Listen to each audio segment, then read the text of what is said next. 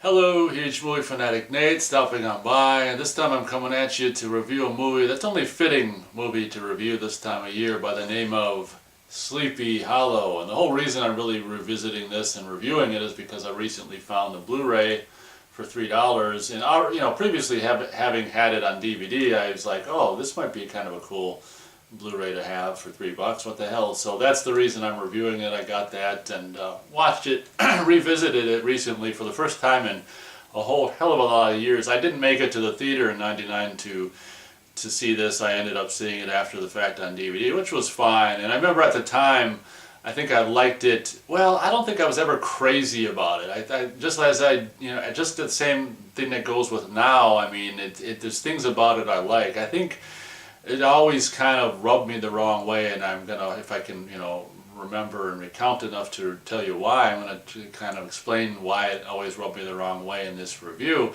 I've always been, ever since I was a kid, a fan of like the story of Legend of Sleepy Hollow, and as a matter of fact, I mean the movie version of this that I'm most familiar with is of course the one with Jeff Goldblum plays Ichabod Crane, and you got that ex-football player turned actor playing whatever his name is. What the hell's his name? Brom, the Brom Bones. I don't know if they call him that in this movie or not, but the kind of the love interest of Katrina Van Tassel is that Dick Bupkis or whatever the hell his name. It was that frickin' football player turned actor or whatever. But that's the movie version I'm most familiar with, having grown up with that. And then there was also this cool Disney, it was like a short or whatever that came out, I think in the 50s or something like that as well, that I have on VHS. So I've always been kind of a fan of this tale, and the fact of the, who wouldn't be a fan of Headless Horseman? I mean, how cool of a frickin' thing is that? A guy who rides around with no head on a horse, and so many incarnations of Headless Horseman. He throws flaming jack-o'-lanterns at people, and that happens once in this movie, but not in a way that you'd expect why or whatever. If I can remember, I'll comment on that bit in this movie. But so it should be said that I'm not familiar with the actual novel or the actual story of the Legend of Sleepy Hollow. All I know is like kind of the Jeff Goldblum movie and the cartoon from Disney and stuff. But so I can't comment on or not if the storyline that they do in this movie is accurate to the original story. I mean, I kind of hope it's not. It's really, in my opinion, the one thing I really don't like about this movie is it's just so, there's just way too much going on in my opinion. Basically, because I think in the Jeff Goldblum version, like, what's his name? Ichabod Crane is like a school teacher who comes to the town to teach school or something like this. In this movie, I don't know if, like I say, I don't know which I never read the book or whatever, the story, so I don't know what's accurate. But in this movie, of course, Johnny Depp plays Ichabod Crane, and he's I don't know, he's like in the movie he's kind of like, one of the first or forensic person to kind of figure out stuff post-mortem, and he's basically, this first scene is him in New York or whatever, telling some judge or some kind of high hat assholes, this is a rated R movie so I can swear, fuck yeah. So the first scene of this movie is Ichabod Crane, Johnny Depp, telling people that we can find out what happened to, and it's just like, it's not necessarily, looks can be deceiving, let's look closer and find out, death can be determined by blah blah blah. But anyway, so he's not a school teacher in this movie. He's a this whatever forensic investigator, basically sent to Sleepy Hollow because people keep losing their heads.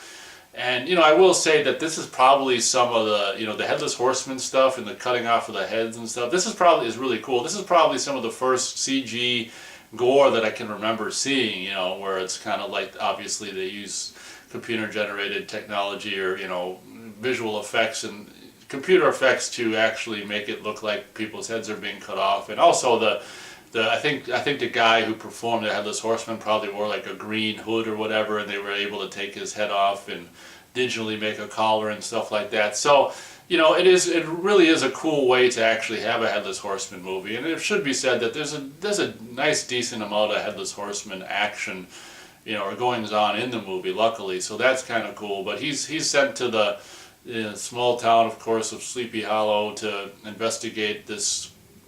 So many people's heads just keep getting cut off, and I hadn't seen it probably for, I don't know, maybe even 10 years or more when I revisited it recently. And I don't know, I was kind of, not loving the humdrum, and this is kind of one of the first movies that I can remember seeing that had that kind of thing that became so much of a fad in the first decade of the 2000s, where it's, I guess in a way it's kind of fitting for this movie to kind of take, turning down of the color and the muted color. I mean, in a way, I guess it, pardon me.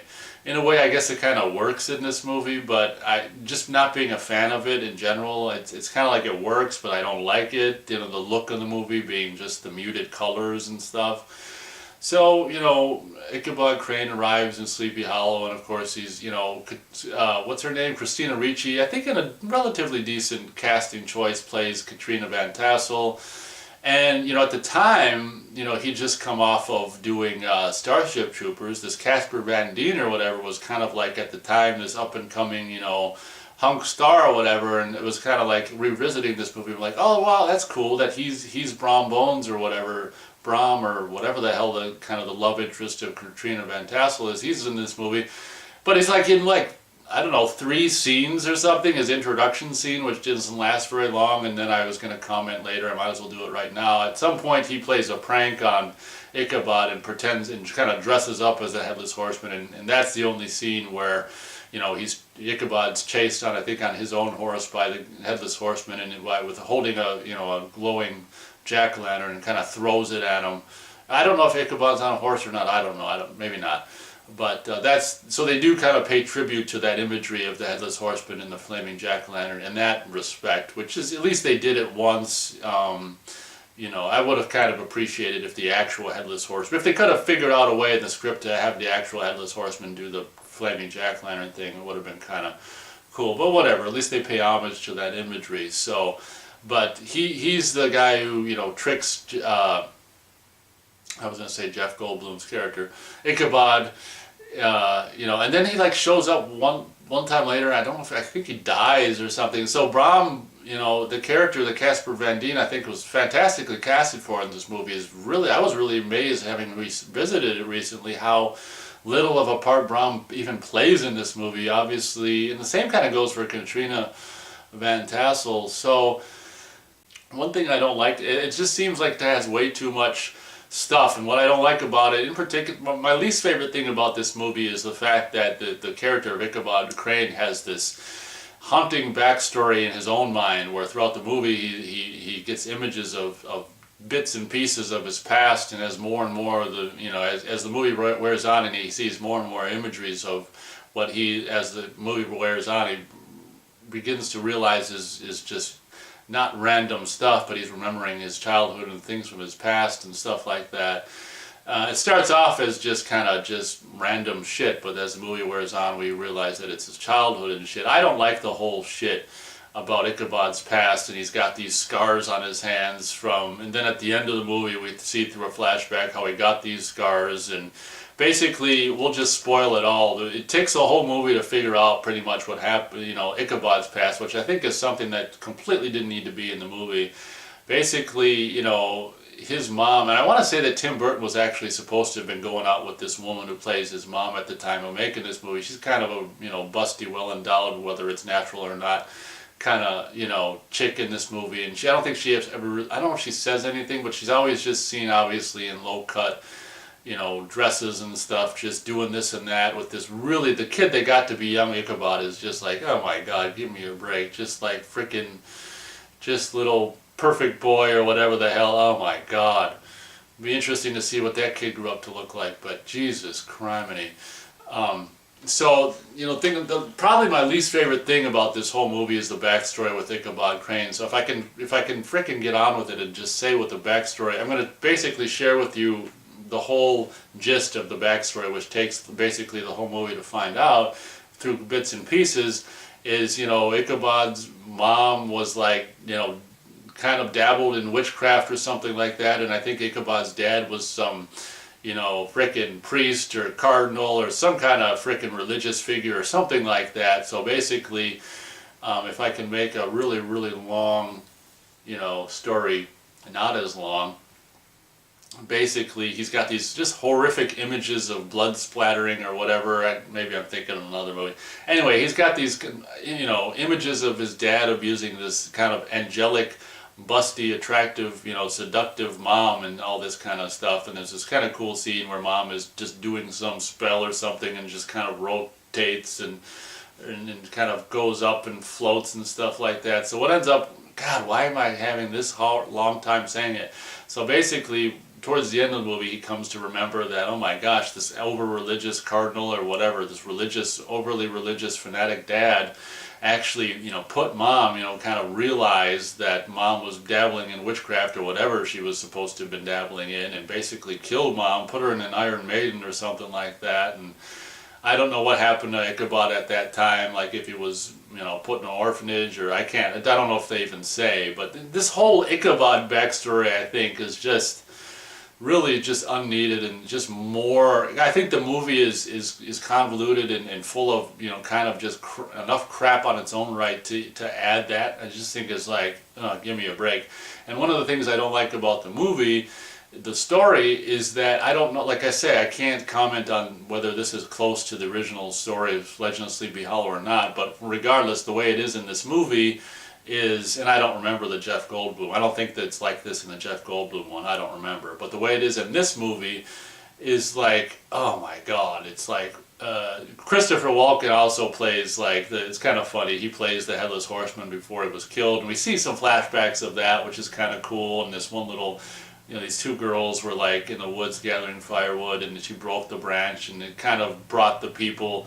This Headless Horseman, before he died, was just some kind of guy who was just loved to kill and stuff like that. And once he was caught and killed, he was decapitated and buried with his head. So what ends up happening is this little girl ends up, I think both of these girls ends up becoming witches. We find this out, towards the end of the movie through just a character telling us this, Oh my god, and then so basically in the movie, how is it? Oh yeah, so I think the reason in this movie why the Headless Horseman is killing, which is really kind of stupid, is basically one of these little girl witches, grew up and married I don't know, the head honcho, some town guy or whatever. These women have this beef because I think they were cast out, or parents were cast out of the village or some kind of crap, but these girls who have since turned to witch, maybe their family was into witchcraft, I don't remember, but these girls basically,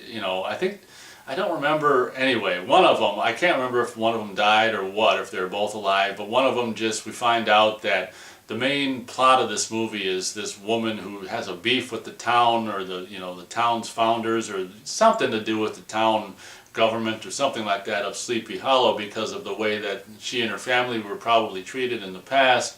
Basically digs up the head of the Headless Horseman and does some witchery spell to basically have the Headless Horseman, she's holding the Headless Horseman's head captive, like the actual skull digged up from the grave.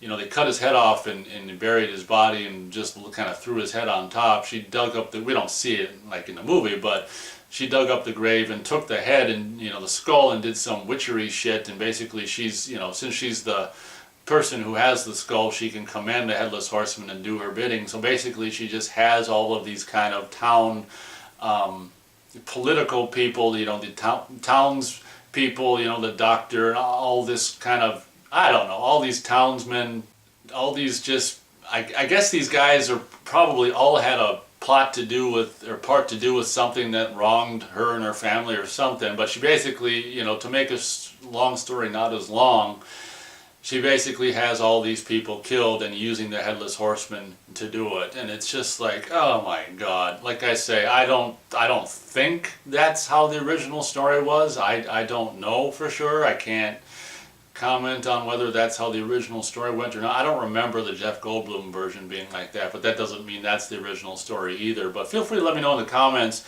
if that is the actual Washington Irving story, or if it was just embellished to, changed to do this movie, because I really didn't like the outcome of this woman commanding, basically being in control of the Headless Horseman to do her bidding, I thought was just stupid. And just the plot point is just, this movie was way overly just contrived and just holy crap, in my opinion, and just way too many details and just, oh my god. So it's kind of a hard movie to get through. So the in my opinion, the things that aren't not good about it is just all of that, just so many details and overly how like the people complain about movies not having a plot. I mean, this has like too much of a plot. It's like way too saturated, in my opinion, with just cause and effect stuff. And this is the kind of movie that I don't really like. I like movies that are exactly the opposite, where it's like we just see things happen in a linear progression, and it's not like, oh, this, oh my god, this movie is just way too,